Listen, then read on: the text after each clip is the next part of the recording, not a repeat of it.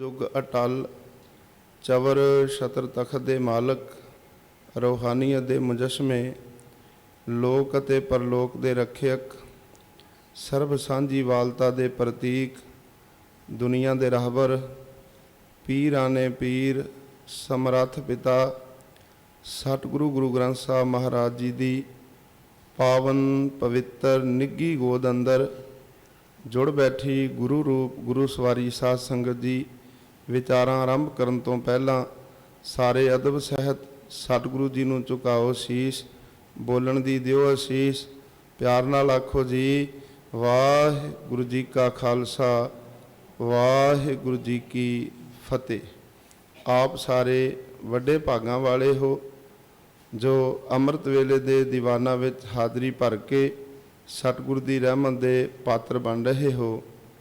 अज सतगुरु गुरु हरकृष्ण पातशाह महाराज जी का आगमन पर्व है। सतगुरु जी बख्शिश करन सारियां संगतां दियां खुशियां नाल झोलियां भरन महरामत करन। आओ थोड़े समय लई आपां सतगुरु गुरु हरकृष्ण पातशाह महाराज जी के आगमन पर्व बारे उन्हां दे जीवन बारे विचार करनी है। सतगुरु जी बख्शिश करन शीश ते मेहर भरिया हथ रख के अपने जीवन की विचार आप करवा लैन। सतगुरु गुरु हरकृष्ण पातशाह महाराज जी उन्हां दा 9 सावन संमत 1712 7 जुलाई 1656 नूं कीरतपुर साहब की धरती ते माता राजकौर पिता सतगुरु गुरु हरराय साहब उन्हां दे गृह विखे आप जी का आगमन होया। माता राजकौर की कुख तो आप जी ने जन्म लिया। गुरुदेव पातशाह महाराज जी के वड्डे भरा हन बाबा राम राय जी। दोवें भरा पिता दियां नज़रां दे हेठ पल रहे हैं, वड्डे हो रहे ने। दोवां भरा सतगुरु जी की हजूरी दे विच सेवा भी करते हैं ते दोवां नूं सतगुरां वल्लों हुक्म है बाणी पढ़नी है। दोवां ने दोवें अपनी अपनी जगह ते आसन ते बैठ के ते परिपूर्ण परमात्मा की सिफत सलाह विच जुड़ते ने, बाणी पढ़ते ने।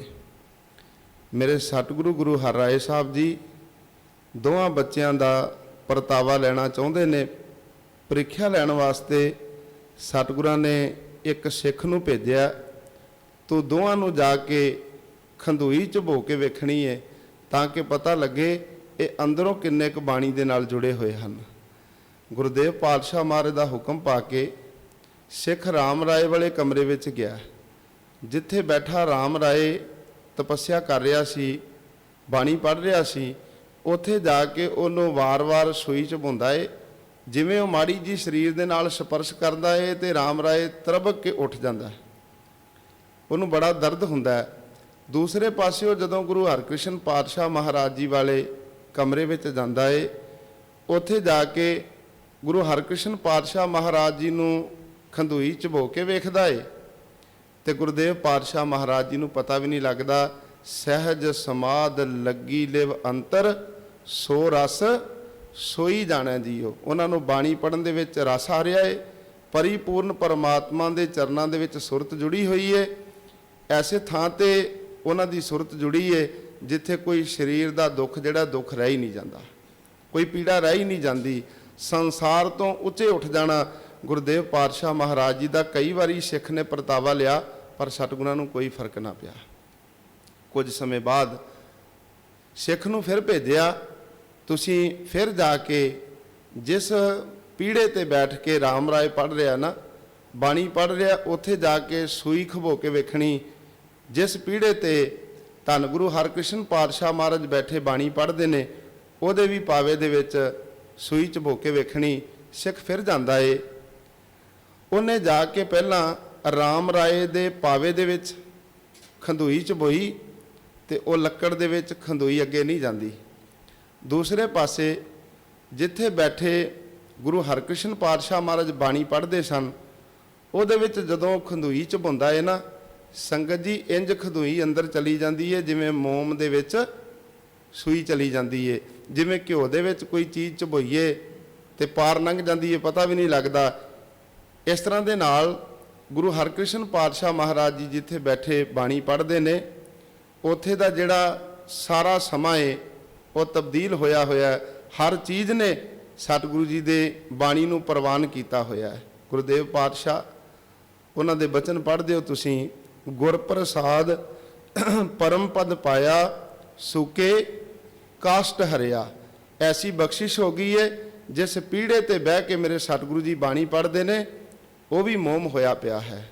ਸੰਗਤ ਜੀ, ਆਪ ਜੀ ਬਚਨ ਸੁਣਦੇ ਹੋ, ਸਾ ਧਰਤੀ ਭਈ ਹਰਿਆਵਲੀ, ਜਿੱਥੇ ਮੇਰਾ ਸਤਿਗੁਰ ਬੈਠਾ ਆਏ, ਸੇ ਜੰਤ ਭਏ ਹਰਿਆਵਲੇ। ਜਿਨੀ ਮੇਰਾ ਸਤਿਗੁਰ ਦੇਖਿਆ ਜਾਏ, ਧੰਨ ਧੰਨ ਪਿਤਾ ਧੰਨ ਧੰਨ ਕੁਲ, ਧੰਨ ਧੰਨ ਸੋ ਜਨਨੀ, ਜਿਨ ਗੁਰੂ ਜਣਿਆ ਮਾਏ।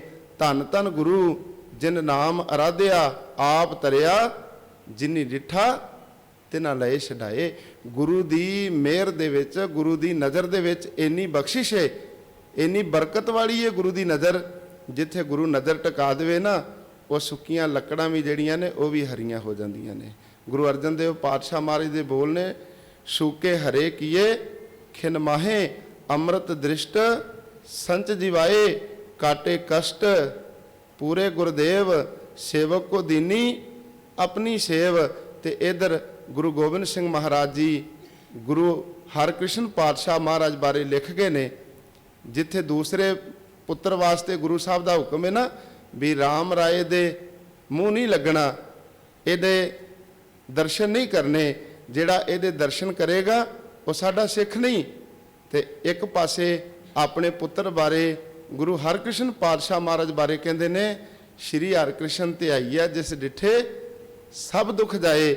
ਗੁਰੂ ਗੋਬਿੰਦ ਸਿੰਘ ਮਹਾਰਾਜ ਜੀ ਨੇ ਇਹ ਬਚਨ ਦਰਜ ਕਰ ਦਿੱਤੇ। ਆਓ ਪਿਆਰ ਨਾਲ ਪੜ੍ਹੀਏ ਕਿ ਕਿਵੇਂ ਗੁਰੂ ਹਰਕ੍ਰਿਸ਼ਨ ਪਾਤਸ਼ਾਹ ਬਾਰੇ ਸਤਿਗੁਰੂ ਗੁਰੂ ਗੋਬਿੰਦ ਸਿੰਘ ਮਹਾਰਾਜ ਜੀ ਦੀ ਲਿਖਤ ਸਾਡੇ ਕੋਲ ਹੈ, ਜਿਹਦੇ ਵਿੱਚ ਉਹ ਦੱਸਦੇ ਹਨ, ਸ਼੍ਰੀ ਹਰਕ੍ਰਿਸ਼ਨ ਧਿਆਈ ਹੈ, ਸ਼੍ਰੀ ਹਰਕ੍ਰਿਸ਼ਨ ਧਿਆਈ ਹੈ, ਸ਼੍ਰੀ ਹਰਕ੍ਰਿਸ਼ਨ ਜਿਸ ਡਿਠੇ ਸਭ ਦੁਖ ਜਾਏ। ਸ਼੍ਰੀ ਹਰਕ੍ਰਿਸ਼ਨ ਧਿਆਈ, ਸ਼੍ਰੀ ਹਰਕ੍ਰਿਸ਼ਨ ਧਿਆਈ ਹੈ, ਜਿਸ ਡਿਠੇ ਸਭ ਥਾਈ ਹੋਏ ਸਹਾਏ। ਸ਼੍ਰੀ ਹਰਕ੍ਰਿਸ਼ਨ ਤੇ ਜਿਸ ਡਿਠੇ ਸਭ ਦੁਖ ਜਾਏ। ਸ਼੍ਰੀ ਹਰਕ੍ਰਿਸ਼ਨ, ਸ਼੍ਰੀ ਹਰਕ੍ਰਿਸ਼ਨ ਤੇ। ਇਸ ਤਰ੍ਹਾਂ ਦੇ ਨਾਲ ਦੋਵੇਂ ਬੱਚੇ ਪਿਤਾ ਦੀ ਦੇਖ ਰੇਖ ਹੇਠ ਪਲ ਰਹੇ ਨੇ। ਵਾਰ-ਵਾਰ ਔਰੰਗਜ਼ੇਬ ਗੁਰੂ ਹਰਰਾਏ ਸਾਹਿਬ ਦੇ ਦਰਸ਼ਨ ਕਰਨ ਲਈ ਦਿੱਲੀ ਤੋਂ ਵਾਰ-ਵਾਰ ਬੁਲਾਵੇ ਭੇਜਦਾ ਹੈ, ਤੇ ਗੁਰੂ ਹਰਰਾਏ ਸਾਹਿਬ ਜੀ ਕਹਿ ਦਿੰਦੇ ਹਨ, ਨਹ ਮਲੇਸ਼ ਕੋ ਦਰਸ਼ਨ ਦੇ ਹੈ, ਅਸੀਂ ਮਲੇਸ਼ ਨੂੰ ਦਰਸ਼ਨ ਨਹੀਂ ਦੇਣੇ। ਸਤਿਗੁਰੂ ਜੀ ਮਨਾ ਕਰ ਦਿੰਦੇ ਹਨ। ਸਮਾਂ ਆ ਗਿਆ ਗੁਰਦੇਵ ਪਾਤਸ਼ਾਹ ਮਹਾਰਾਜ ਜੀ ਦੇ ਜੋਤੀ ਜੋਤ ਸਮਾਉਣ ਦਾ। ਅੱਜ ਸਤਿਗੁਰਾਂ ਨੇ ਹਰ ਸੇਵਾ ਦੇ ਵਿੱਚ ਨਿਪੁੰਨ ਵੇਖ ਕੇ ਤੇ ਗੁਰੂ ਹਰਰਾਏ ਸਾਹਿਬ ਜੀ ਨੇ ਸਤਿਗੁਰੂ ਗੁਰੂ ਹਰਕ੍ਰਿਸ਼ਨ ਪਾਤਸ਼ਾਹ ਮਹਾਰਾਜ ਜੀ ਨੂੰ 1661 ਦੇ ਵਿੱਚ ਆਪ ਜੀ ਨੇ ਗੁਰਤਾ ਗੱਦੀ ਦੇ ਵਾਰਸ ਬਣਾ ਦਿੱਤਾ। ਸਰੀਰਕ ਆਯੂ ਲਗਭਗ 5 ਕੁ ਸਾਲ ਤੇ ਹੈ, ਤੇ ਗੁਰੂ ਜੀ ਨੇ ਸੇਵਾ ਤੋਂ ਪ੍ਰਸੰਨ ਹੋ ਕੇ ਸਤਿਗੁਰਾਂ ਨੇ ਗੁਰੂ ਹਰਕ੍ਰਿਸ਼ਨ ਪਾਤਸ਼ਾਹ ਮਹਾਰਾਜ ਜੀ ਨੂੰ ਗੁਰਤਾ ਗੱਦੀ ਦੇ ਵਾਰਸ ਬਣਾਇਆ ਹੈ। ਸਮਾਂ ਵਿਚਰ ਰਿਹਾ ਹੈ, ਸੰਗਤਾਂ ਬਹੁਤ ਸਾਰੀਆਂ ਗੁਰੂ ਸਾਹਿਬ ਦੇ ਦਰਸ਼ਨਾਂ ਲਈ ਆਉਂਦੀਆਂ ਨੇ। ਸੰਗਤਾਂ ਬੜੇ ਬੜੇ ਕੀਮਤੀ ਉਪਹਾਰ ਲਿਆ ਕੇ ਗੁਰੂ ਹਰਕ੍ਰਿਸ਼ਨ ਪਾਤਸ਼ਾਹ ਮਹਾਰਾਜ ਨੂੰ ਭੇਟ ਕਰਦੀਆਂ ਨੇ। ਸੰਗਤ ਜੀ, ਕੋਈ ਵੀ ਫਰਕ ਨਹੀਂ ਗੁਰੂ ਹਰਰਾਏ ਸਾਹਿਬ ਵਿੱਚ ਤੇ ਗੁਰੂ ਹਰਕ੍ਰਿਸ਼ਨ ਪਾਤਸ਼ਾਹ ਮਹਾਰਾਜ ਵਿੱਚ। ਉਮਰ ਬੇਸ਼ੱਕ ਛੋਟੀ ਏ, ਪਰ ਸੰਗਤਾਂ ਨੂੰ ਉਸੇ ਤਰ੍ਹਾਂ ਹੀ ਰਹਿਮਤਾਂ ਮਿਲ ਰਹੀਆਂ ਨੇ, ਉਸੇ ਤਰ੍ਹਾਂ ਸੰਗਤਾਂ ਦੀਆਂ ਬਖਸ਼ਾਂ ਦੇ ਨਾਲ ਆਪ ਜੀ ਝੋਲੀਆਂ ਭਰ ਰਹੇ ਨੇ। ਸਿਰਫ ਫਰਕ ਹੀ ਪਿਆ ਏ, ਜੋਤ 오ਹਾ ਜੁਗਤ ਸਾਏ, ਸਹਿ ਕਾਇਆ ਫੇਰ ਪਲਟੀ ਹੈ। ਸਰੀਰ ਹੀ ਪਲਟਿਆ ਏ, ਪਰ ਜੋਤ ਗੁਰੂ ਨਾਨਕ ਸਾਹਿਬ ਵਾਲੀ ਜਿਹੜੀ ਸਾਰੇ ਗੁਰੂਆਂ ਦੇ ਵਿੱਚੋਂ ਘੁੰਮਦੀ ਹੋਈ ਗੁਰੂ ਹਰਿਰਾਏ ਸਾਹਿਬ ਵਿੱਚ ਆਈ, ਤੇ ਗੁਰੂ ਹਰਿਰਾਏ ਸਾਹਿਬ ਨੇ ਉਹ ਅੱਜ ਜੋਤ ਜਿਹੜੀ ਹੈ ਗੁਰੂ ਹਰਕ੍ਰਿਸ਼ਨ ਸਾਹਿਬ ਦੇ ਅੰਦਰ ਰੱਖ ਦਿੱਤੀ ਹੈ। ਗੁਰੂ ਹਰਕ੍ਰਿਸ਼ਨ ਪਾਤਸ਼ਾਹ ਮਹਾਰਾਜ ਜੀ ਦੇ ਦਰ ਤੇ ਸੰਗਤਾਂ ਆਉਂਦੀਆਂ ਨੇ, ਮੂੰਹ ਮੰਗੀਆਂ ਮੁਰਾਦਾਂ ਲੈ ਕੇ ਜਾ ਰਹੀਆਂ ਨੇ। ਜੇ ਕੋਈ ਦੁਖੀ ਆਉਂਦਾ ਏ, ਸਤਿਗੁਰੂ ਜੀ ਉਹਦੇ ਤੇ ਵੀ ਰਹਿਮ ਤੇ ਨਜ਼ਰ ਕਰਦੇ ਨੇ, ਉਹਦੇ ਦੁੱਖ ਕੱਟ ਦਿੰਦੇ ਨੇ। ਬੜੇ ਈਰ ਖਾਲੂ ਨੇ ਜਿਹੜੇ ਕਿ ਪਰਤਾਵਾ ਲੈਣਾ ਚਾਹੁੰਦੇ ਨੇ ਵਾਰ-ਵਾਰ। ਇੱਕ ਨਿਕੜੀ ਜੀ ਉਮਰ ਦਾ ਗੁਰੂ ਥੋੜਾ ਹੋ ਸਕਦਾ ਹੈ, ਇਹ ਤੇ ਨਿੱਕਾ ਜਿਹਾ ਬੱਚਾ ਹੈ। ਇਸ ਤਰ੍ਹਾਂ ਦੇ ਨਾਲ ਕਈ ਐਸੇ ਈਰ ਖਾਲੂ ਨੇ ਜਿਨ੍ਹਾਂ ਨੇ ਬੜੇ ਹੀ ਪ੍ਰੀਖਿਆ ਕਰਨ ਦੇ ਯਤਨ ਕੀਤੇ। ਅੱਜ ਰਾਮ ਰਾਏ ਦੇ ਕਹੇ ਕੁਹਾਏ ਤੇ ਇੱਕ ਕੋੜੀ ਨੂੰ ਲਿਆ ਕੇ ਗੁਰੂ ਸਾਹਿਬ ਦੇ ਸਾਹਮਣੇ ਲੰਮਿਆਂ ਪਾ ਦਿੱਤਾ, ਜਿੱਥੋਂ ਸਤਿਗੁਰਾਂ ਦੀ ਪਾਲਕੀ ਲੰਘਣੀ ਸੀ। ਉਸ ਕੋੜੀ ਨੂੰ ਲਿਆ ਕੇ ਜਦੋਂ ਲੰਮਾ ਪਾ ਦਿੱਤਾ ਨਾ, ਤੇ ਗੁਰੂ ਹਰਕ੍ਰਿਸ਼ਨ ਪਾਤਸ਼ਾਹ ਮਹਾਰਾਜ ਦੀ ਪਾਲਕੀ ਜਾ ਰਹੀ ਹੈ। ਪਾਤਸ਼ਾਹ ਵੇਖ ਕੇ ਨਾ ਉਸ ਦੁਖੀ ਨੂੰ ਕਹਿੰਦੇ, ਰੁਕ ਜਾਓ ਭਾਈ। ਸਿੱਖਾਂ ਨੇ ਉੱਥੇ ਹੀ ਪਾਲਕੀ ਰੋਕ ਲਈ।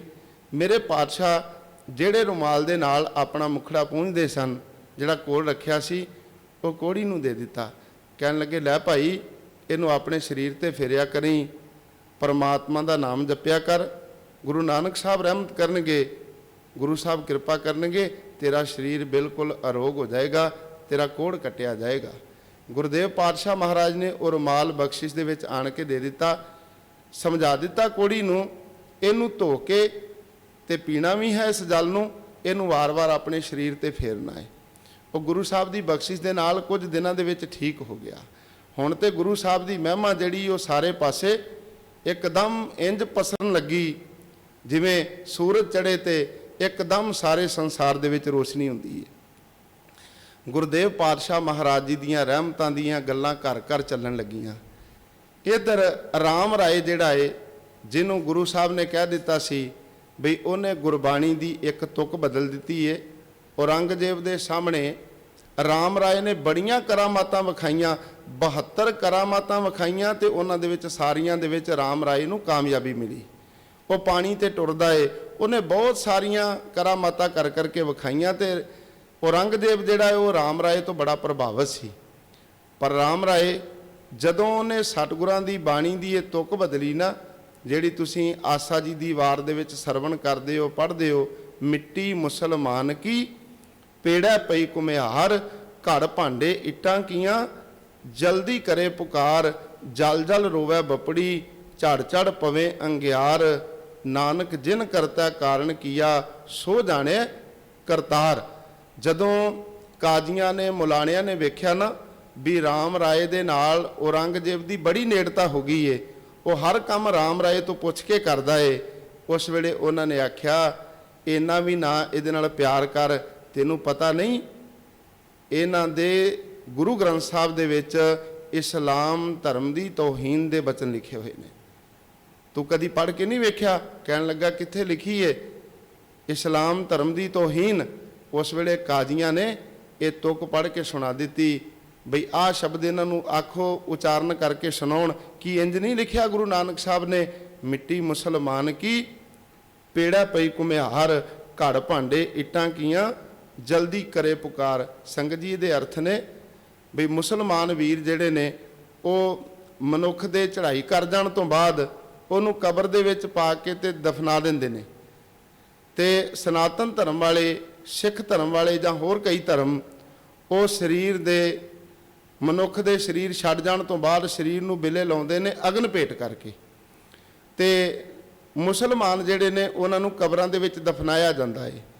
ਤੇ ਗੁਰੂ ਨਾਨਕ ਸਾਹਿਬ ਕਹਿੰਦੇ ਨੇ ਸਮਾਂ ਪਾ ਕੇ ਮੁਸਲਮਾਨ ਦੀ ਵੀ ਮਿੱਟੀ ਜਿਹੜੀ ਉਹ ਸੜਦੀ ਹੈ। ਜਦੋਂ ਉਹਨੂੰ ਕਬਰ ਦੇ ਵਿੱਚ ਪਾ ਕੇ ਦਫਨਾ ਦਿੱਤਾ, ਸਮਾਂ ਪਾ ਕੇ ਘੁਮਿਆਰ ਗਿਆ, ਉਹਨੇ ਮਿੱਟੀ ਪੁੱਟੀ, ਉਸ ਕਬਰ ਦੀ ਹੀ ਵੀ ਮਿੱਟੀ ਜਿਹੜੀ ਸੀ ਚੀਕਣੀ ਜਾਣ ਕੇ ਲੈ ਆਇਆ, ਤੇ ਉਹਨੇ ਲਿਆ ਕੇ ਉਹਦੇ ਭਾਂਡੇ ਬਣਾਏ। ਭਾਂਡੇ ਬਣਾ ਕੇ ਜਦੋਂ ਆਵੇ ਦੇ ਵਿੱਚ ਰੱਖ ਕੇ ਅੱਗ ਲਾਈ ਨਾ, ਤੇ ਉਦੋਂ ਕੜਕੜ ਦੀ ਆਵਾਜ਼ ਆਉਂਦੀ ਏ, ਅੰਗਿਆਰ ਝੜ ਝੜ ਕੇ ਜਿਹੜੇ ਨੇ ਲੱਕੜਾਂ ਦੇ ਉਹ ਭਾਂਡਿਆਂ ਦੇ ਵਿੱਚ ਡਿੱਗਦੇ ਨੇ। ਤੇ ਸਤਿਗੁਰੂ ਜੀ ਕਹਿੰਦੇ ਨੇ ਹੁਣ ਮੰਨੋ ਮੁਸਲਮਾਨ ਦੀ ਮਿੱਟੀ ਜਿਹੜੀ ਏ ਉਹ ਵੀ ਸੜ ਰਹੀ ਹੈ, ਇਹ ਪਰਮਾਤਮਾ ਦੀ ਰਚਨਾ ਹੈ ਭਾਈ। ਇੱਥੇ ਕੋਈ ਦਾਅਵਾ ਨਹੀਂ ਕੀਤਾ ਜਾ ਸਕਦਾ ਵੀ ਜਿਹੜੇ ਅੱਗ ਦੇ ਵਿੱਚ ਸੜਨਗੇ, ਜਿਨ੍ਹਾਂ ਦੇ ਸਰੀਰਾਂ ਦੇ ਸੰਸਕਾਰ ਹੋਣਗੇ, ਤੇ ਬਈ ਉਹ ਨਰਕਾਂ ਨੂੰ ਜਾਣਗੇ ਤੇ ਜਿਹੜੇ ਕਬਰਾਂ ਵਿੱਚ ਪਾ ਕੇ ਦਫਨਾਏ ਜਾਣਗੇ ਉਹ ਬਹਿਸ਼ਤ ਨੂੰ ਜਾਣਗੇ। ਐਸਾ ਨਹੀਂ, ਗੁਰੂ ਸਾਹਿਬ ਜੀ ਨੇ ਭਰਮ ਦੂਰ ਕੀਤਾ। ਇਸਲਾਮੀ ਦੁਨੀਆ ਦਾ ਮੰਨਣਾ ਸੀ ਕਿ ਜਿਹੜਾ ਕਬਰ ਦੇ ਵਿੱਚ ਪਾ ਕੇ ਦਫਨਾਇਆ ਜਾਏਗਾ ਉਹ ਸਿੱਧਾ ਬਹਿਸ਼ਤ ਨੂੰ ਜਾਏਗਾ, ਤੇ ਜਿਹੜੇ ਸੜ ਕੇ ਮਰਨਗੇ ਉਹ ਨਾਪਾਕ ਹੋ ਕੇ ਮਰਨਗੇ। ਸੋ ਉਹਨਾਂ ਦਾ ਮੰਨਣਾ ਸੀ। ਗੁਰੂ ਸਾਹਿਬ ਨੇ ਸ਼ੰਕਾ ਨਿਵਰਤ ਕਰ ਦਿੱਤਾ। ਸਤਿਗੁਰੂ ਜੀ ਕਹਿੰਦੇ ਨੇ, ਮਿੱਟੀ ਮੁਸਲਮਾਨ ਕੀ ਪੇੜਾ ਪਈ ਘੁਮਿਆਰ, ਘੜ ਭਾਂਡੇ ਇੱਟਾਂ ਕੀਆਂ, ਜਲਦੀ ਕਰੇ ਪੁਕਾਰ, ਜਲ ਜਲ ਰੋਵੇ ਬੱਪੜੀ, ਝੜ ਝੜ ਪਵੇ ਅੰਗਿਆਰ। ਭਾਈ ਉਹ ਮਿੱਟੀ ਰੋਂਦੀ ਹੈ ਵੀ ਮੈਂ ਅੱਜ ਸੜ ਰਹੀ ਹਾਂ। ਇਹ ਮੁਸਲਮਾਨ ਤੂੰ ਹੰਕਾਰ ਨਾ ਕਰ ਕਿ ਮੈਂ ਸੜਦੀ ਨਹੀਂ, ਵੇਖ ਸਮਾਂ ਪਾ ਕੇ ਮੈਂ ਵੀ ਸੜਦੀ ਹਾਂ। ਹੁਣ ਰਾਮ ਰਾਏ ਦੇ ਸਾਹਮਣੇ ਜਦੋਂ ਇਹ ਗੱਲ ਆਈ ਨਾ, ਉਹਨੇ ਸੋਚਿਆ ਵੀ ਬਾਦਸ਼ਾਹ ਮੇਰੀਆਂ ਗੱਲਾਂ ਤੋਂ ਬੜਾ ਪ੍ਰਭਾਵਿਤ ਹੈ, ਮੇਰਾ ਬੜਾ ਚੰਗਾ ਰਸੂਖ ਬਣ ਗਿਆ ਬਾਦਸ਼ਾਹ ਦੇ ਨਾਲ। ਜੇ ਮੈਂ ਆਹ ਤੁਕ ਪੜ੍ਹ ਕੇ ਸੁਣਾਈ ਨਾ ਤੇ ਬਿਲਕੁਲ ਪਿਆਰ ਖਤਮ ਹੋ ਜਾਏਗਾ, ਕਹਾਣੀ ਖਤਮ ਹੋ ਜਾਏਗੀ। ਬਾਦਸ਼ਾਹ ਜਿਹੜਾ ਪਿਆਰ ਕਰਦਾ, ਪਿਆਰ ਵਿੱਚ ਫਰਕ ਪਏਗਾ। ਉੱਥੇ ਫਿਰ ਉਹਨੇ ਬਾਦਸ਼ਾਹ ਦਾ ਪ੍ਰਭਾਵ ਜਿਹੜਾ ਕਬੂਲ ਲਿਆ ਤੇ ਬਾਣੀ ਦੀ ਤੁਕ ਬਦਲ ਦਿੱਤੀ। ਬਾਣੀ ਦੀ ਤੁਕ ਬਦਲੀ ਸੀ ਰਾਮ ਰਾਏ ਨੇ। ਮਿੱਟੀ ਮੁਸਲਮਾਨ ਦੀ ਕਹਿਣ ਦੀ ਬਜਾਏ ਕਿਹਾ ਸੀ ਮਿੱਟੀ ਬੇਈਮਾਨ ਕੀ, ਪੇੜਾ ਪਈ ਘੁਮਿਆਰ, ਘੜ ਭਾਂਡੇ ਇੱਟਾਂ ਕੀਆਂ। ਅੱਗੋਂ ਸਾਰਾ ਸ਼ਬਦ ਉਵੇਂ ਹੀ ਰਹਿਣ ਦਿੱਤਾ, ਸਿਰਫ ਮੁਸਲਮਾਨ ਦੀ ਥਾਂ ਤੇ ਉਹਨੇ ਬੇਈਮਾਨ ਸ਼ਬਦ ਲਾ ਲਿੱਤਾ। ਤੇ ਮੇਰੇ ਸਤਿਗੁਰੂ ਗੁਰੂ ਹਰਿਰਾਏ ਸਾਹਿਬ ਨੂੰ ਜਦੋਂ ਇਸ ਗੱਲ ਦਾ ਪਤਾ ਲੱਗਿਆ, ਪਾਤਸ਼ਾਹ ਨੇ ਬੜਾ ਦੁੱਖ ਮਨਾਇਆ। ਕਹਿਣ ਲੱਗੇ ਇਹਨੇ ਵੱਡੇ ਗੁਰੂ ਸਾਹਿਬਾਂ ਦੇ ਬੋਲ ਬਦਲ ਦਿੱਤੇ ਨੇ। ਇਹ ਬਾਣੀ ਐਸੀ ਸੀ ਜਿਹੜੀ ਬਾਦਸ਼ਾਹ ਦੇ ਸਾਹਮਣੇ ਸੱਚ ਕੀ ਬਾਣੀ ਨਾਨਕ ਆਖੈ, ਸੱਚ ਸੁਣਾਏ ਸੀ ਸੱਚ ਕੀ ਬੇਲਾ। ਇਹ ਬਾਣੀ ਐਸੀ ਹੈ ਜਿਹੜੀ ਹੁਕਮਰਾਨ ਦੇ ਸਾਹਮਣੇ ਖਲੋ ਕੇ ਕਹਿ ਸਕਦੀ ਏ ਵੀ ਤੂੰ ਪਾਪ ਕਰਦਾ ਏ, ਤੂੰ ਬਾਦਸ਼ਾਹ ਨਹੀਂ, ਤੂੰ ਇੱਕ ਬਹੁਤ ਵੱਡਾ ਪਾਪੀ ਏ। ਪਰ ਇਹਨੇ ਸਤਿਗੁਰਾਂ ਦੀ ਬਾਣੀ ਬਦਲੀ ਹੈ। ਅੱਜ ਤੋਂ ਬਾਅਦ ਸਾਡੇ ਮੂੰਹ ਨਾ ਲੱਗੇ ਇਹ ਸਾਡਾ ਪੁੱਤਰ ਨਹੀਂ, ਅਸੀਂ ਇਹਦੇ ਪਿਤਾ ਨਹੀਂ। ਗੁਰਦੇਵ ਪਾਤਸ਼ਾਹ ਮਹਾਰਾਜ ਨੇ ਸਿੱਖਾਂ ਨੂੰ ਵੀ ਵਰਜ ਦਿੱਤਾ ਸੀ। ਇੱਧਰ ਗੁਰੂ ਹਰਕ੍ਰਿਸ਼ਨ ਪਾਤਸ਼ਾਹ ਮਹਾਰਾਜ ਗੁਰਤਾ ਗੱਦੀ ਤੇ ਵਿਰਾਜਮਾਨ ਹੋਏ ਨੇ। ਰਾਮ ਰਾਏ ਰੋਜ਼ ਔਰੰਗਜ਼ੇਬ ਦੇ ਕੰਨ ਭਰਦਾ, ਵੇਖੋ ਜੀ ਇਹ ਜਿਹੜੀ ਗੁਰਤਾ ਗੱਦੀ ਏ ਇਹਦੇ ਤੇ ਹੱਕ ਮੇਰਾ ਹੋਣਾ ਚਾਹੀਦਾ ਹੈ। ਪਿਤਾ ਤੋਂ ਬਾਅਦ ਇਸ ਗੁਰਤਾ ਗੱਦੀ ਦਾ ਵਾਰਿਸ ਮੈਂ ਬਣਦਾ ਕਾਇਦੇ ਅਨੁਸਾਰ, ਕਿਉਂਕਿ ਘਰ ਦੇ ਵਿੱਚ ਮੈਂ ਵੱਡਾ ਹਾਂ। ਇਹ ਹੁਣ 5 ਸਾਲ ਦਾ ਬੱਚਾ, ਨਿੱਕੇ ਜਿਹੇ ਬੱਚੇ ਨੂੰ ਗੁਰਤਾ ਗੱਦੀ ਤੇ ਬਿਰਾਜਮਾਨ ਕੀਤਾ ਹੈ। ਦੱਸੋ ਇਹ ਸੰਸਾਰ ਨੂੰ ਕੀ ਸੇਧ ਦੇਵੇਗਾ? ਨਿੱਕਾ ਜਿਹਾ ਬੱਚਾ ਇਹ ਕੀ ਜਾਣਦਾ ਹੈ? ਇਹਨੂੰ ਤੇ ਕੁਝ ਵੀ ਪਤਾ ਨਹੀਂ। ਮੈਂ ਆਪ ਜੀ ਦੇ ਸਾਹਮਣੇ ਕਿੰਨੀਆਂ ਕਰਾਮਾਤਾਂ ਵਿਖਾਈਆਂ, ਮੈਂ ਕਿੰਨਾ ਵਿਦਵਾਨ, ਕਿੰਨਾ ਆਲਮ ਫਾਜ਼ਲ, ਕਿੰਨਾ ਸਿਆਣਾ, ਸਾਰੀਆਂ ਗੱਲਾਂ ਉਹਨੇ ਔਰੰਗਜ਼ੇਬ ਦੇ ਸਾਹਮਣੇ ਕੀਤੀਆਂ। ਔਰੰਗਜ਼ੇਬ ਉਹਨੇ ਆਖਿਆ ਵੀ ਮੈਂ ਚਿੱਠੀ ਲਿਖਦਾ ਵੀ ਗੁਰੂ ਸਾਹਿਬ ਮੈਨੂੰ ਆਣ ਕੇ ਦਰਸ਼ਨ ਦੇਣ। ਪਰ ਸਤਿਗੁਰੂ ਜੀ ਦੇ ਕੋਲ ਜਦੋਂ ਔਰੰਗਜ਼ੇਬ ਦਾ ਭੇਜਿਆ ਹੋਇਆ ਹਕਾਰਾ ਗਿਆ, ਸਤਿਗੁਰਾਂ ਨੇ ਮਨਾ ਕਰ ਦਿੱਤਾ। ਨਹਿ ਮਲੇਸ਼ ਕੋ ਦਰਸ਼ਨ ਦੇ ਹੈ। ਗੁਰੂ ਹਰਿਰਾਏ ਸਾਹਿਬ ਜੀ ਸਮਝਾ ਗਏ ਸਨ, ਜੇ ਉਹਨਾਂ ਨੇ ਬਚਨ ਕੀਤੇ ਨੇ ਤੇ ਮੈਂ ਇਹਨਾਂ ਨੂੰ ਦਰਸ਼ਨ ਨਹੀਂ ਦੇਣੇ। ਗੁਰਦੇਵ ਪਾਤਸ਼ਾਹ ਮਹਾਰਾਜ ਨੇ ਦਿੱਲੀ ਜਾਣ ਤੋਂ ਨਾ ਕਰ ਦਿੱਤੀ। ਔਰੰਗਜ਼ੇਬ ਨੇ ਫਿਰ ਮਿਰਜ਼ਾ ਰਾਜਾ ਜੈ ਸਿੰਘ ਦੇ ਨਾਲ ਮਿਲ ਕੇ ਇਹ ਵਿਚਾਰ ਬਣਾਇਆ, ਤੁਸੀਂ ਨਿਮਰਤਾ ਸਹਿਤ ਬੇਨਤੀ ਕਰੋ ਗੁਰੂ ਹਰਕ੍ਰਿਸ਼ਨ ਪਾਤਸ਼ਾਹ ਮਹਾਰਾਜ ਨੂੰ ਵੀ ਉਹ ਦਿੱਲੀ ਆਉਣ। ਇਹ ਸਾਰੀ ਚੁੱਕ ਥਲ ਜਿਹੜੀ ਹੈ ਰਾਮ ਰਾਏ ਕਰ ਰਿਹਾ ਸੀ। ਉਹ ਚਾਹੁੰਦਾ ਸੀ ਜੇ ਗੁਰੂ ਹਰਕ੍ਰਿਸ਼ਨ ਪਾਤਸ਼ਾਹ ਮਹਾਰਾਜ ਮਨਾ ਕਰਨਗੇ ਵੀ ਅਸੀਂ ਦਿੱਲੀ ਨਹੀਂ ਆਉਣਾ, ਤੇ ਮੈਂ ਕਹਿ ਦਿਆਂਗਾ ਵੀ ਬਾਦਸ਼ਾਹ ਤੋਂ ਬਾਗੀ ਹੋ ਗਏ ਨੇ, ਬਾਦਸ਼ਾਹ ਦਾ ਹੁਕਮ ਨਹੀਂ ਮੰਨਦੇ। ਪ੍ਰਜਾ ਨੂੰ ਹੁਕਮ ਮੰਨਣਾ ਚਾਹੀਦਾ। ਇਹਨਾਂ ਨੇ ਦਿੱਲੀ ਦੇ ਬਾਦਸ਼ਾਹ ਦਾ ਹੁਕਮ ਨਹੀਂ ਮੰਨਿਆ, ਤਾਂ ਵੀ ਮੈਂ ਗੁਰੂ ਹਰਕ੍ਰਿਸ਼ਨ ਪਾਤਸ਼ਾਹ ਮਹਾਰਾਜ ਨੂੰ ਫੜਵਾ ਦਿਆਂਗਾ, ਮਰਵਾ ਦਿਆਂਗਾ। ਇਸ ਚਾਲ ਦੇ ਵਿੱਚ ਵੀ ਕਾਮਯਾਬ ਹੋ ਜਾਵਾਂਗਾ। ਤੇ ਜੇ ਗੁਰੂ ਸਾਹਿਬ ਆ ਗਏ ਤੇ ਤਾਂ ਮੈਂ ਕਹਿ ਦਿਆਂਗਾ ਵੀ ਇਹਨਾਂ ਨੇ ਵੱਡੇ ਗੁਰੂਆਂ ਦਾ ਬਚਨ ਨਹੀਂ ਕਮਾਇਆ। ਗੁਰੂ ਹਰਿਰਾਏ ਸਾਹਿਬ ਨੇ ਕਿਹਾ ਸੀ ਵੀ ਨਹਿ ਮਲੇਸ਼ ਕੋ ਦਰਸ਼ਨ ਦੇ ਹੈ। ਆ ਵੇਖੋ ਗੁਰੂ ਸਾਹਿਬ ਦੇ ਬਚਨ ਹੀ ਉਲਟਾ ਕੇ ਰੱਖ ਦਿੱਤੇ ਨੇ। ਇਹ ਹੁਣ ਔਰੰਗਜ਼ੇਬ ਨੂੰ ਮਿਲਣ ਵਾਸਤੇ ਆ ਗਏ ਨੇ। ਦੋਵੇਂ ਹੱਥਾਂ ਦੇ ਵਿੱਚ ਮੇਰੇ ਲੱਡੂ ਨੇ, ਮੈਂ ਜਿਹੜਾ ਮਰਜ਼ੀ ਖਾ ਲਵਾਂ, ਮੈਂ ਗੁਰੂ ਹਰਕ੍ਰਿਸ਼ਨ ਪਾਤਸ਼ਾਹ ਮਹਾਰਾਜ ਨੂੰ ਫੇਲ ਕਰਕੇ ਹੀ ਛੱਡਾਂਗਾ। ਔਰ ਰੋਜ਼ ਕੰਨ ਭਰਦਾ ਹੈ। ਖੈਰ ਅੱਜ ਰਾਜਾ ਮਿਰਜ਼ਾ ਜੈ ਸਿੰਘ ਤੇ ਦਿੱਲੀ ਦੀਆਂ ਕੁਝ ਸੰਗਤਾਂ ਨੇ ਇਕੱਠੀਆਂ ਹੋ ਕੇ ਆਪਸ ਵਿੱਚ ਵਿਚਾਰ ਕੀਤੀ। ਰਾਮ ਰਾਏ ਰੋਜ਼ ਔਰੰਗਜ਼ੇਬ ਦੇ ਕੰਨ ਭਰਦਾ ਏ।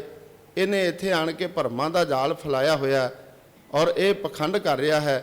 ਆਪਾਂ ਕਿਸੇ ਤਰੀਕੇ ਨਾਲ ਗੁਰੂ ਹਰਕ੍ਰਿਸ਼ਨ ਪਾਤਸ਼ਾਹ ਮਹਾਰਾਜ ਨੂੰ ਬੇਨਤੀ ਕਰੀਏ ਉਹ ਦਿੱਲੀ ਦੀ ਧਰਤੀ ਤੇ ਆਉਣ, ਤਾਂ ਕਿ ਸੰਗਤਾਂ ਉਹਨਾਂ ਨੂੰ ਨਕਮਸਤਕ ਹੋ ਕੇ ਤੇ ਵੱਡੇ ਗੁਰੂ ਸਾਹਿਬਾਂ ਦੇ ਦਰਸ਼ਨ ਕਰ ਸਕਣ, ਉਹਨਾਂ ਦੀ ਰਹਿਮਤ ਦੇ ਪਾਤਰ ਬਣ ਸਕੀਏ ਆਪਾਂ ਸਾਰੇ। ਤੇ ਰਾਮ ਰਾਏ ਜਿਹੜਾ ਇਹਦਾ ਪਖੰਡ ਜਿਹੜਾ ਖਤਮ ਹੋ ਜਾਏ ਦਿੱਲੀ ਦੇ ਵਿੱਚੋਂ, ਇਹਦਾ ਜਿਹੜਾ ਬਣਿਆ ਹੋਇਆ ਸਤਿਕਾਰ ਹੈ ਨਾ ਬਿਲਕੁਲ ਖਤਮ ਹੋ ਜਾਏ, ਕਿਉਂਕਿ ਗੁਰੂ ਘਰ ਦਾ ਵਿਰੋਧੀ ਹੈ। ਸਤਿਗੁਰਾਂ ਨੇ ਆਖਿਆ ਦੇ ਮੂੰਹ ਨਹੀਂ ਲੱਗਣਾ।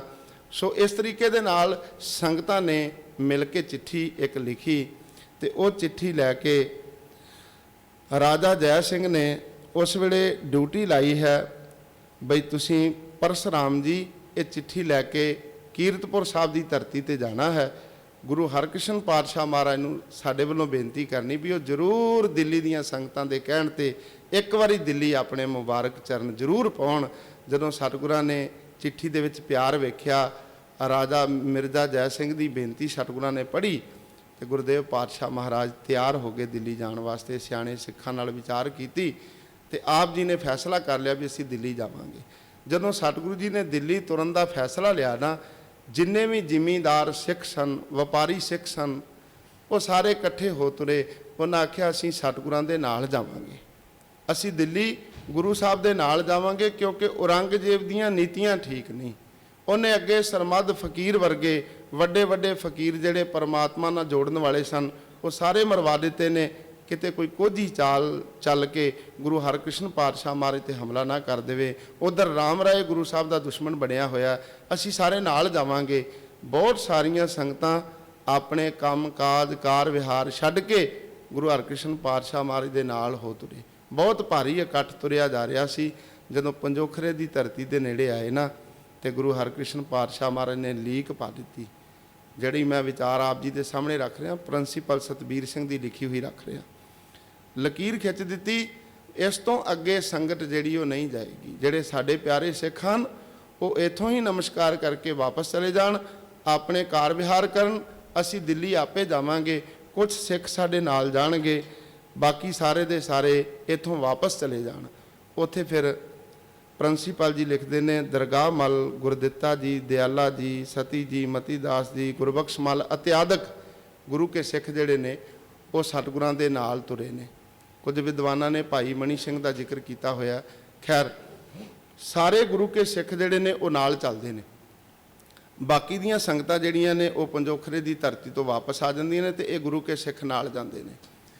ਸਤਿਗੁਰੂ ਜੀ ਜਦੋਂ ਪੰਜੋਖਰੇ ਦੀ ਧਰਤੀ ਤੇ ਆਏ ਨੇ ਨਾ, ਤੇ ਇੱਥੇ ਫਿਰ ਜਿਹੜੇ ਲੋਕ ਗੁਰੂ ਘਰ ਦੇ ਵਿਰੋਧੀ ਨੇ ਉਹਨਾਂ ਨੇ ਫਿਰ ਪਰਤਾਵਾ ਲੈਣਾ ਚਾਹਿਆ, ਪ੍ਰੀਖਿਆ ਕਰਨੀ ਚਾਹੁੰਦੇ ਨੇ। ਉੱਥੇ ਫਿਰ ਲਾਲ ਚੰਦ ਪੰਡਤ ਸਾਹਮਣੇ ਆਉਂਦਾ, ਉਹ ਆਣ ਕੇ ਕਹਿੰਦਾ ਵੀ ਇਹ ਕੌਣ ਨੇ ਜਿਹੜੇ ਪਾਲਕੀ ਵਿੱਚ ਜਾ ਰਹੇ ਨੇ, ਜਿਨ੍ਹਾਂ ਦੇ ਨਾਲ ਇੰਨੀ ਸੰਗਤ ਹੈ। ਤੇ ਉਦੋਂ ਗੁਰੂ ਕੇ ਸਿੱਖਾਂ ਨੇ ਆਖਿਆ, ਇਹ ਸਤਿਗੁਰੂ ਗੁਰੂ ਹਰਕ੍ਰਿਸ਼ਨ ਪਾਤਸ਼ਾਹ ਮਹਾਰਾਜ ਗੁਰੂ ਨਾਨਕ ਦੀ ਗੁਰਤਾ ਗੱਦੀ ਦੇ ਵਾਰਸ ਜਾ ਰਹੇ ਨੇ, ਦੀਨ ਦੁਨੀਆ ਦੇ ਮਾਲਕ ਜਾ ਰਹੇ ਨੇ। ਜਦੋਂ ਹੰਕਾਰੀ ਪੰਡਤ ਨੇ ਇਹ ਸ਼ਬਦ ਸੁਣੇ ਨਾ, ਦੀਨ ਦੁਨੀਆ ਦੇ ਮਾਲਕ ਤੇ 8ਵੇਂ ਗੁਰੂ ਨਾਨਕ ਸ਼੍ਰੀ ਗੁਰੂ ਹਰਕ੍ਰਿਸ਼ਨ ਪਾਤਸ਼ਾਹ ਮਹਾਰਾਜ ਜਾ ਰਹੇ ਨੇ, ਉਸ ਵੇਲੇ ਹੰਕਾਰ ਦੇ ਵਸ ਹੋਏ ਪੰਡਤ ਨੇ ਆਖਿਆ, ਨਾ ਤੇ ਬੜਾ ਵੱਡਾ ਧਰਾਇਆ ਏ, ਪਰ ਇਹ ਸ਼੍ਰੀ ਕ੍ਰਿਸ਼ਨ ਜੀ ਤੇ ਦੁਆਪਰ ਦੇ ਵਿੱਚ ਹੋਏ ਨੇ ਤੇ ਉਹਨਾਂ ਨੇ ਗੀਤਾ ਉਚਾਰਨ ਕੀਤੀ ਏ। ਇਹਨਾਂ ਦਾ ਨਾਂ ਤੇ ਉਹਨਾਂ ਨਾਲੋਂ ਵੀ ਵੱਡਾ ਹੈ, ਉਹਨਾਂ ਦਾ ਨਾਂ ਸ਼੍ਰੀ ਕ੍ਰਿਸ਼ਨ ਜੀ ਸੀ। ਇਹਨਾਂ ਨੇ ਨਾਲ ਹਰ ਵੀ ਲਾਇਆ ਹੋਇਆ, ਤੇ ਇਹ ਕੋਈ ਗੀਤਾ ਦਾ ਸ਼ਲੋਕ ਹੀ ਪੜ੍ਹ ਕੇ ਸੁਣਾ ਦੇਣ। ਸਿੱਖਾਂ ਨੇ ਆਣ ਕੇ ਗੁਰੂ ਹਰਕ੍ਰਿਸ਼ਨ ਪਾਤਸ਼ਾਹ ਮਹਾਰਾਜ ਨੂੰ ਬੇਨਤੀ ਕੀਤੀ, ਮਹਾਰਾਜ ਲਾਲ ਚੰਦ ਨਾਮੀ ਪੰਡਤ ਮਹਾਰਾਜ ਇਸ ਤਰ੍ਹਾਂ ਹੰਕਾਰ ਵਸ ਹੋਇਆ ਬੋਲਦਾ ਹੈ। ਸਤਿਗੁਰੂ ਜੀ ਕਹਿੰਦੇ ਕੋਈ ਗੱਲ ਨਹੀਂ, ਉਹਦਾ ਸ਼ੰਕਾ ਵੀ ਨਿਵਰਤ ਕਰਾਂਗੇ। ਸਤਿਗੁਰੂ ਜੀ ਦੇ ਬੋਲ ਨੇ ਨਾ, ਮਾਏ ਮੁੰਡੋਂ ਤਿਸ ਗੁਰੂ ਕੀ ਜਾਂ ਤੇ ਭਰਮ ਨਾ ਜਾਏ। ਉਹ ਗੁਰੂ ਹੀ ਕਾਹਦਾ ਹੋਇਆ ਜਿਹੜਾ ਸਿੱਖ ਦਾ ਭਰਮ ਨਾ ਦੂਰ ਕਰ ਸਕੇ। ਸਤਿਗੁਰੂ ਗੁਰੂ ਹਰਕ੍ਰਿਸ਼ਨ ਪਾਤਸ਼ਾਹ ਮਹਾਰਾਜ ਕਹਿੰਦੇ ਨੇ, ਬੁਲਾਓ ਪੰਡਤ ਨੂੰ, ਉਹਨੂੰ ਕਹੋ ਵੀ ਉਹ ਜਿਹਨੂੰ ਚਾਹੇ ਨਾ ਉਹਨੂੰ ਸਾਡੇ ਸਾਹਮਣੇ ਲੈ ਆਵੇ, ਗੀਤਾ ਦੇ ਅਰਥ ਉਹਦੇ ਤੋਂ ਕਰਵਾ ਦੇਵਾਂਗੇ। ਜੇ ਅਸੀਂ ਕਰ ਵੀ ਦਿੱਤੇ ਨਾ ਤੇ ਪੰਡਤ ਦਾ ਭੁਲੇਖਾ ਜਿਹੜਾ ਦੂਰ ਨਹੀਂ ਹੋਣਾ। ਉਹ ਸੋਚੇਗਾ ਸ਼ਾਇਦ ਗੁਰੂ ਸਪੁੱਤਰ ਨੇ ਕਿਸੇ ਵਿਦਵਾਨ ਦੇ ਕੋਲੋਂ ਇਹ ਅਰਥ ਸਿੱਖ ਲਏ ਹੋਣਗੇ, ਇਹ ਗੀਤਾ ਦੇ ਸ਼ਲੋਕ ਯਾਦ ਕਰ ਲਏ ਹੋਣਗੇ, ਇਸ ਕਰਕੇ ਉਹਨੂੰ ਕਹੋ ਵੀ ਆਪਣੀ ਮਰਜ਼ੀ ਦਾ ਬੰਦਾ ਲੈ ਆਵੇ। ਜਦੋਂ ਲਾਲ ਚੰਦ ਪੰਡਤ ਨੂੰ ਇਸ ਗੱਲ ਦਾ ਪਤਾ ਲੱਗਾ ਨਾ, ਤੇ ਉਹਦੀ ਖੁਸ਼ੀ ਦੀ ਕੋਈ ਹੱਦ ਨਾ ਰਹੀ। ਉਹ ਫਿਰ ਛੱਜੂ ਝੀਵਰ ਨੂੰ ਲੈ ਕੇ ਆਉਂਦਾ ਏ, ਕਹਿੰਦਾ ਮਹਾਰਾਜ ਇਹਦੇ ਤੋਂ ਗੀਤਾ ਦੇ ਅਰਥ ਕਰਵਾ ਦਿਓ। ਉਹ ਬੜਾ ਹੀ ਸੁੰਦਰ ਸੀਨ ਹੈ। ਇੱਕ ਪਾਸੇ ਗੁਰੂ ਹਰਕ੍ਰਿਸ਼ਨ ਪਾਤਸ਼ਾਹ ਮਹਾਰਾਜ ਬੈਠੇ ਹੋਏ ਨੇ, ਇੱਕ ਪਾਸੇ ਪੰਡਤ ਨੂੰ ਭਾਲਿਆ ਕੋਲ, ਤੇ ਦੂਸਰੇ ਪਾਸੇ ਛੱਜੂ ਝੀਵਰ ਸਾਰੀ ਸੰਗਤ ਵੇਖ ਰਹੀ ਹੈ। ਗੁਰਦੇਵ ਪਾਤਸ਼ਾਹ ਮਹਾਰਾਜ ਜਿਹੜੀ ਆਪਣੇ ਹੱਥ ਦੇ ਵਿੱਚ ਛੜੀ ਰੱਖਦੇ ਸਨ, ਉਹ ਸਿਰ ਤੇ ਰੱਖ ਕੇ ਤੇ ਉਸ ਵੇਲੇ ਛੱਜੂ ਝੀਵਰ ਨੂੰ ਕਹਿੰਦੇ ਨੇ, ਸੁਣਾ ਭਾਈ ਗੀਤਾ ਦੇ ਸ਼ਲੋਕ ਪੜ੍ਹ ਕੇ ਸੁਣਾ ਦੇ। ਉਹਨੇ ਗੀਤਾ ਦੇ ਸ਼ਲੋਕ ਵੀ ਪੜ੍ਹੇ, ਅਰਥ ਵੀ ਕਰ ਦਿੱਤੇ। ਗੀਤਾ ਵਿੱਚ ਲਿਖਿਆ ਹੈ, ਆਤਮਾ ਅਮਰ ਹੈ, ਇਹਨੂੰ ਪਾਣੀ ਡੋਬ ਨਹੀਂ ਸਕਦਾ, ਅੱਗ ਸਾੜ ਨਹੀਂ ਸਕਦੀ, ਹਵਾ ਖਤਮ ਨਹੀਂ ਕਰ ਸਕਦੀ। ਆਤਮਾ ਜਿਹੜੀ ਹੈ ਅਮਰ ਹੈ, ਉਹ ਕਿਸੇ ਤਰੀਕੇ ਨਾਲ ਵੀ ਨਸ਼ਟ ਨਹੀਂ ਕੀਤੀ ਜਾ ਸਕਦੀ। ਜਦੋਂ ਪੰਡਤ ਨੇ ਇਹ ਗੱਲ ਛੱਜੂ ਝੀਵਰ ਕੋਲੋਂ ਸੁਣੀ, ਜਿਹੜਾ ਜ਼ਬਾਨ ਤੋਂ ਗੂੰਗਾ ਸੀ, ਕੰਨਾਂ ਤੋਂ ਬੋਲਾ ਸੀ, ਜਦੋਂ ਉਹਦੇ ਬਾਰੇ ਉਹਨੇ ਗੀਤਾ ਦੇ ਅਰਥ ਕਰਦਿਆਂ ਵੇਖਿਆ, ਸ਼ਲੋਕ ਉਚਾਰਨ ਕਰਦਿਆਂ ਵੇਖਿਆ, ਆਪਣਾ ਜਨੇਊ ਉਤਾਰ ਕੇ ਸਤਿਗੁਰਾਂ ਦੀ ਹਜ਼ੂਰੀ ਵਿੱਚ ਰੱਖ ਦਿੱਤਾ। ਮਹਾਰਾਜ ਅੱਜ ਤੋਂ ਬਾਅਦ ਮੈਂ ਆਪ ਜੀ ਦਾ ਸਿੱਖ ਬਣਿਆ, ਮਹਾਰਾਜ ਮੇਰੇ ਤੇ ਕਿਰਪਾ ਕਰ ਦਿਓ। ਮੈਂ ਸ਼ੰਕਾ ਕੀਤਾ ਸੀ, ਮੈਂ ਸੋਚਿਆ ਨਿਕੜੀ ਜੀ ਉਮਰ ਏ, ਇਹ ਗੁਰੂ ਨਹੀਂ ਹੋ ਸਕਦੇ। ਸੰਗਤ ਜੀ ਕਦੀ ਵੀ ਸ਼ੰਕਾ ਨਹੀਂ ਕਰਨਾ ਚਾਹੀਦਾ। ਇੱਧਰ ਪੰਡਤ ਜੀ ਜਿਹੜੇ ਨੇ ਉਹਨਾਂ ਨੇ ਫਿਰ ਗੁਰੂ ਸਾਹਿਬ ਤੋਂ ਗੁਰਸਿੱਖੀ ਲਈ, ਬਾਅਦ ਵਿੱਚ ਸਿੱਖ ਧਰਮ ਦਾ ਪ੍ਰਚਾਰ ਲੰਮੇਰਾ ਸਮਾਂ ਆਪ ਜੀ ਨੇ ਕੀਤਾ। ਸੋ ਇਸ ਤਰ੍ਹਾਂ ਦੇ ਨਾਲ ਬੜੀ ਹੀ ਪ੍ਰੀਖਿਆ ਗੁਰੂ ਸਾਹਿਬ ਦੀ ਜਗ੍ਹਾ ਜਗ੍ਹਾ ਹੁੰਦੀ ਰਹੀ। ਇਤਿਹਾਸ ਲੰਮੇਰਾ ਹੈ, ਸਮੇਂ ਨੇ ਆਪਣਾ ਪੰਧ ਮੁਕਾ ਲਿਆ ਹੈ। ਗੁਰੂ ਹਰਕ੍ਰਿਸ਼ਨ ਪਾਤਸ਼ਾਹ ਮਹਾਰਾਜ ਜੀ ਦੇ ਆਗਮਨ ਪਰਬ ਦੀਆਂ ਆਪ ਸੰਗਤਾਂ ਨੂੰ ਲੱਖ ਲੱਖ ਵਧਾਈਆਂ ਹੋਣ। ਸਤਿਗੁਰੂ ਜੀ ਬਖਸ਼ਿਸ਼ ਕਰਨ, ਸਾਰੀਆਂ ਸੰਗਤਾਂ ਨੂੰ ਨਾਮ ਦੀ ਦਾਤ, ਗੁਰੂ ਚਰਨਾਂ ਦਾ ਪਿਆਰ, ਚੜ੍ਹਦੀ ਕਲਾ ਵਾਲਾ ਜੀਵਨ ਪ੍ਰਦਾਨ ਕਰਨ। ਪਾਤਸ਼ਾਹ ਦੇ ਪਾਵਨ ਇਤਿਹਾਸ ਦੀ ਵਿਚਾਰ ਕਰਦਿਆਂ ਬੇਅੰਤ ਹੋਈਆਂ ਭੁੱਲਾਂ ਆਪ ਸੰਗਤ ਸਤਿਗੁਰੂ ਸਾਹਿਬ ਬਖਸ਼ਣਯੋਗ ਹਨ। ਪਿਆਰ ਨਾਲ ਫਤਿਹ ਬੁਲਾਓ ਜੀ। ਵਾਹਿਗੁਰੂ ਜੀ ਕਾ ਖਾਲਸਾ, ਵਾਹਿਗੁਰੂ ਜੀ।